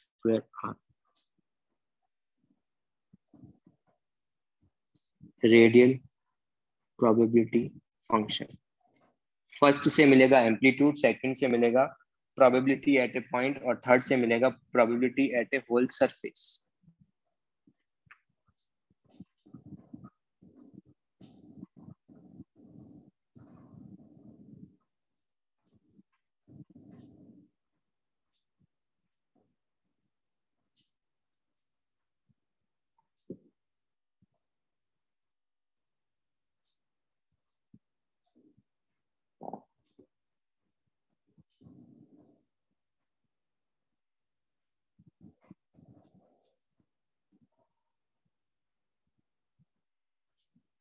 सबसे सिंपलेस्ट पार्ट जो है वो बात करते हैं, that is the radial wave function R।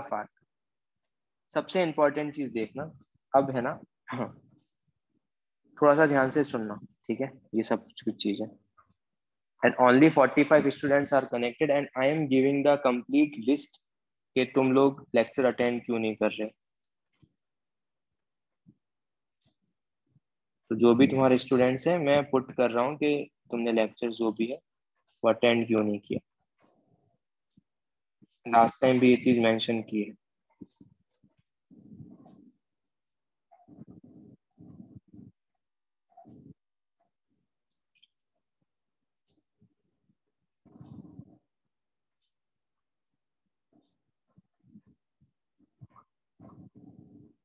Fine, चलो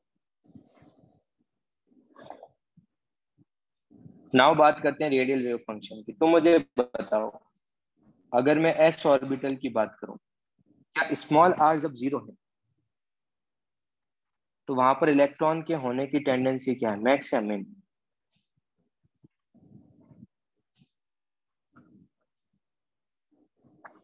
जीरो पुट मत करो, टेंडिंग टू जीरो लिखो। एस ऑर्बिटल में जब आर टेंडिंग टू जीरो है तो कैपिटल आर क्या है? क्या कैपिटल आर मैक्स होगा क्या? क्योंकि मैंने एक स्टेटमेंट दिखा है, देखो। Probability of finding electron near the nucleus is maximum. बहुत ज्यादा न्यूक्लियस जो होंगे न्यूक्लियस के पास रहेंगे, जैसे डिस्टेंस बढ़ेगा उसकी प्रोबेबिलिटी भी कम होगी। Yes, yes, no. Maximum electron कहाँ पर है? उस सेंटर के आसपास ही।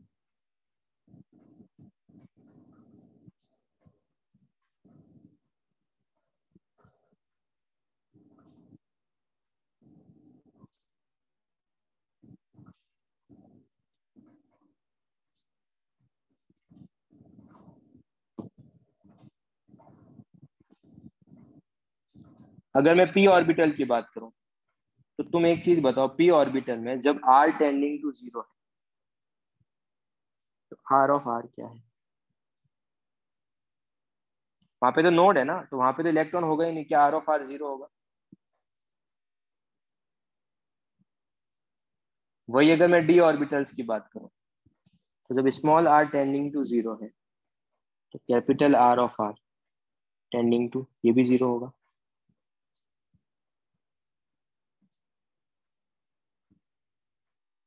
Yes, no.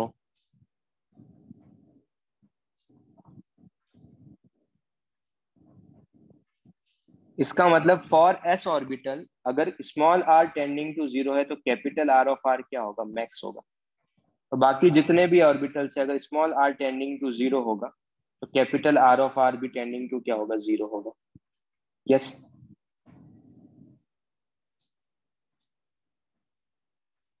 ओके। और अगर मैं यहां से, लेट से मेरा न्यूक्लियस यहाँ पर है, यहां से इनफाइनाइट डिस्टेंस पे इलेक्ट्रॉन के होने की प्रोबेबिलिटी क्या होगी? यहां से इनफाइनाइट डिस्टेंस पे इलेक्ट्रॉन के होने का प्रोबेबिलिटी क्या होगा? जीरो। तो क्या मैं ऐसा बोल सकता हूँ कि अगर स्मॉल आर कभी भी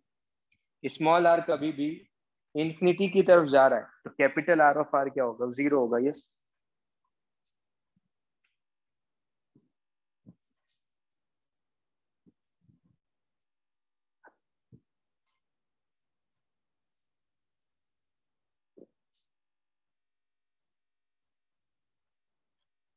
ठीक है, मैं फिर से रिपीट करता हूँ। एस ऑर्बिटल में मैक्सिमम न्यूक्लियस पे क्या है? मैक्सिमम है। तो जब मैं डिस्टेंस अगर जीरो की तरफ टेंड करवाऊंगा, ये डिस्टेंस है, ये यहाँ से क्या है, ये सॉरी, ये यहाँ से क्या है? डिस्टेंस है। तो स्मॉल आर अगर जीरो की तरफ टेंड करेगा तो वहां पे इलेक्ट्रॉन के होने की, इलेक्ट्रॉन का वेव फंक्शन क्या होगा? मैक्स होगा एस ऑर्बिटल में। बट वही अगर मैं पी ऑर्बिटल में बात करूंगा तो वहां पे जीरो होगा, और डी ऑर्बिटल में बात करूंगा तभी भी वहां पर जीरो ही होगा। यस, क्योंकि वहां पे नोड्स आ रहे हैं तो इलेक्ट्रॉन का वेव होगा ही नहीं वहां पे। Yes, no.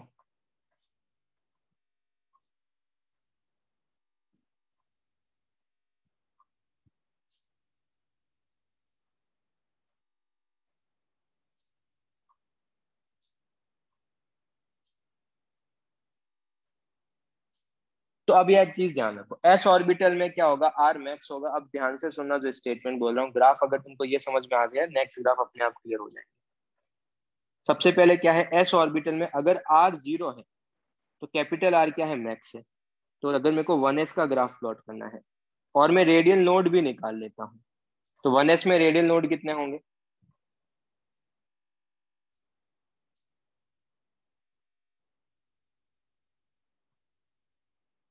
जीरो। मतलब आर ऑफ आर कहीं पर जीरो होगा ही। इसका मतलब देखो, जब स्मॉल आर जीरो है तो कैपिटल आर मैक्स है, एक तो ये पॉइंट आया। और जब small r tending to infinity capital r zero है, क्या सबको समझ में आता है कैसे हाइपरबोला बनेगा?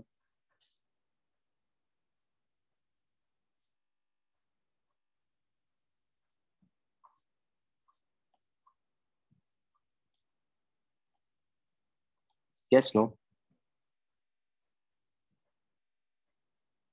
तुमको यही देखना है कि स्टार्ट कहाँ से हो रहा है, एंड कहाँ पे हो रहा है, रेडियल नोड कितना। फिर से प्लॉट करता हूँ। अगर मैं तो मुझे रेडियल नोड बताओ, रेडियल नोड कितने होंगे 2s में?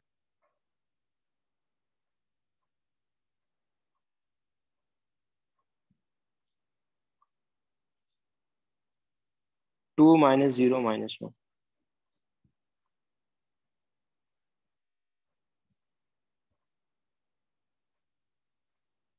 इसका मतलब कितनी बार कैपिटल आर जो है, कैपिटल आर कितनी बार जीरो होगा? एक बार।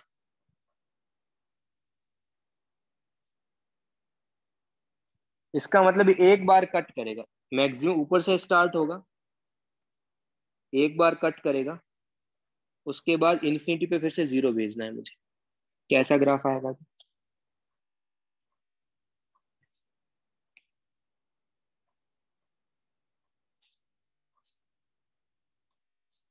3 कंडीशन देखनी है, स्टार्ट कहाँ पे हो रहा है, एंड कहाँ पे हो रहा है, कितनी बार कट करेगा।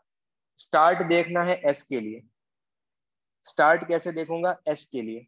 एस मैक्सिमम से स्टार्ट होगा, सारे ग्राफ इन्फिनिटी पे जीरो होंगे, और कट जितने रेडियल नोड होंगे उतनी बार कट करेगा। तुम एक काम करो, तुम सब लोग मेरे को 3s का ग्राफ प्लॉट करके बताओ। कितने रेडियल नोड होंगे 3s में?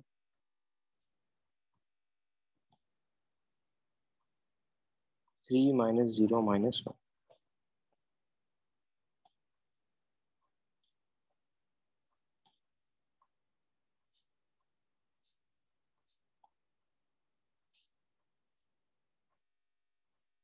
टू। इसका मतलब 2 बार कट करेगा। स्टार्ट कहाँ से होगा? स्टार्ट मैक्स से होगा, मिन से होगा? ऊपर से स्टार्ट होगा, 2 बार कट करेगा, ये एक बार, 2 बार, और ये जीरो। यस।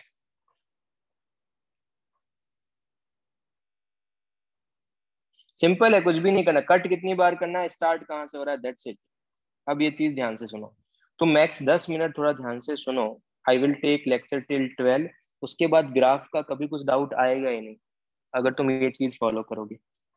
अच्छा, 3p में बात करते हैं। 3p में कितने रेडियल नोड होते हैं बच्चे लोग?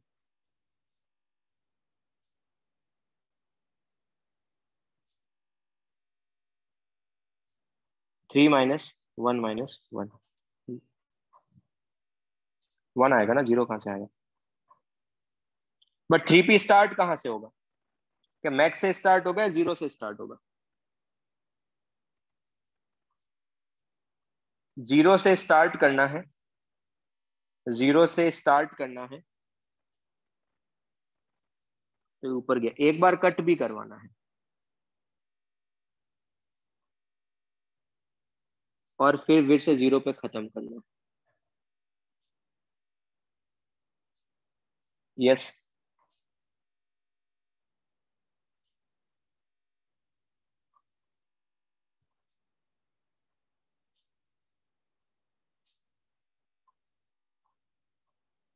बच्चे पी के ग्राफ बताया ना, जीरो से स्टार्ट होगा। बच्चे एस में देखो, ये आर टेंडिंग टू जीरो है, इलेक्ट्रॉन है ही नहीं ना यार यहाँ पर, तो इस वाले पॉइंट पे जीरो पे नो इलेक्ट्रॉन ना, क्योंकि नोड है। तो इलेक्ट्रॉन का वेव फंक्शन भी क्या होगा? जीरो। यहाँ पर इलेक्ट्रॉन का वेव फंक्शन क्या होगा? मैक्स होगा, क्योंकि मैक्सिमम इलेक्ट्रॉन कहाँ पर है? इस न्यूक्लियस के आसपास ही तो मैक्सिमम इलेक्ट्रॉन है। यस। एस के लिए ऊपर से स्टार्ट होगा, बाकी सारे के लिए जीरो से स्टार्ट होगा। ओके एलिशिया, तुम्हारा डाउट था?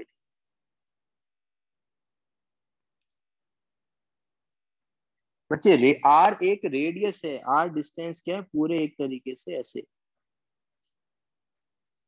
स्फेरिकल रीजन है, ऐसे समझ सकते हो। ठीक है, तो तुम एक काम करो, तुम मुझे ड्रॉ करके बताओ 5p का, 5p में कितने रेडियल नोड होंगे?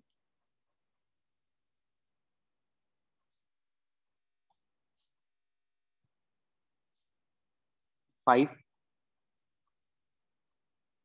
-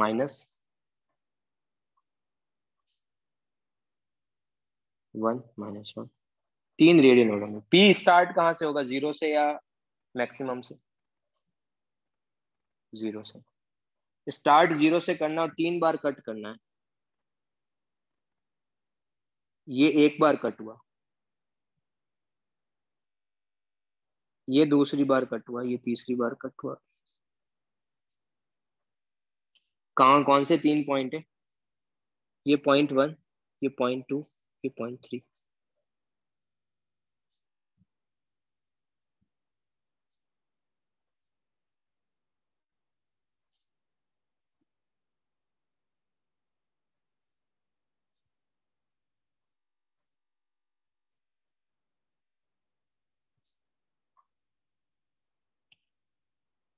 डन।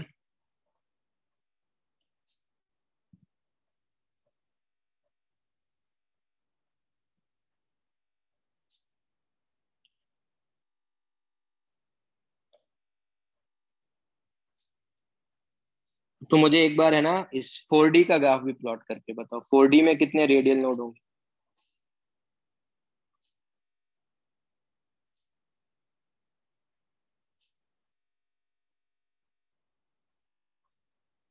4D में कितने रेडियल नोड होंगे?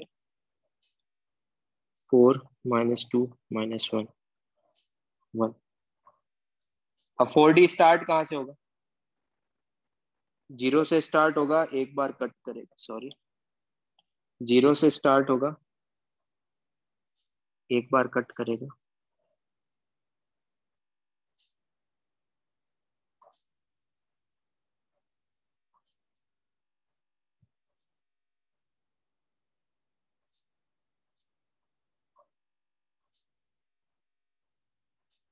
क्या ये सारे ग्राफ सबको क्लियर है? अब मैं इस पे ज्यादा टाइम नहीं लेके, क्योंकि थोड़ा सा और एक्सप्लेन करना पड़ेगा, तो मैं यहीं पे क्लास स्टॉप कर रहा हूँ। बाकी अपन नेक्स्ट क्लास में हाफ एन आवर का थ्योरी रिमेनिंग है, बाकी रिमेनिंग 1 आवर में आई विल डिस्कस डाउट्स। बच्चे पेपर में 20 सिंगल चॉइस क्वेश्चन आएंगे और 5 माइट भी 10 इंटीजर आएंगे, जिसमें से 5 तुमको अटेम्प्ट करने होंगे। एक पेनिशिया करके साइट है, तुम सबके पास उसका लॉगिन है क्या?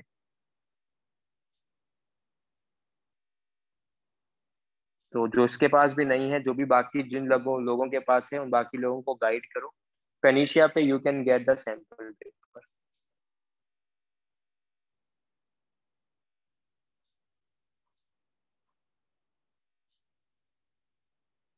ओके, व्हाट्सएप पे लिंक सेंड कर दो। एंड मैं इतना ही एक्सटेंड कर रहा हूँ, और ज्यादा एक्सटेंड नहीं कर रहा।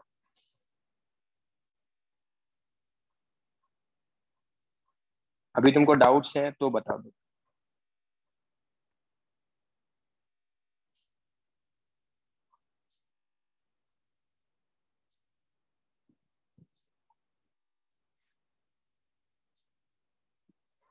Is there any, okay, bye bye. Is there anyone जिसको कुछ डाउट है?